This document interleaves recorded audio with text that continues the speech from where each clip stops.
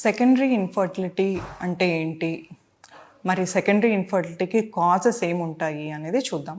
So secondary infertility అంటే first time pregnancy వచ్చాక మరి సెకండ్ టైం ప్రెగ్నెన్సీ రావడంలో ఇబ్బంది ఉన్నప్పుడు దాన్ని సెకండరీ ఇన్ఫర్టిలిటీ అంటారనమాట.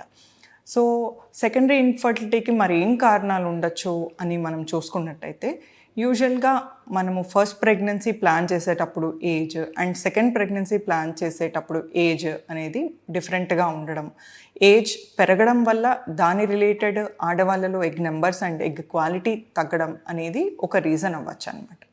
దీంతోపాటు ప్రైమరీ ఇన్ఫర్టిలిటీకి ఏవేవైతే రీజన్స్ ఉంటాయో అంటే కొన్నిసార్లు 7 పారామీటర్స్ కూడా మగవాళ్ళలో ఫస్ట్ ప్రెగ్నెన్సీ ప్లాన్ చేసినప్పుడు ఒకలాగా ఉండొచ్చు, సెకండ్ ప్రెగ్నెన్సీ ప్లాన్ చేసినప్పటికీ అవి చేంజ్ అవ్వడానికి స్కోప్ ఉంటుంది.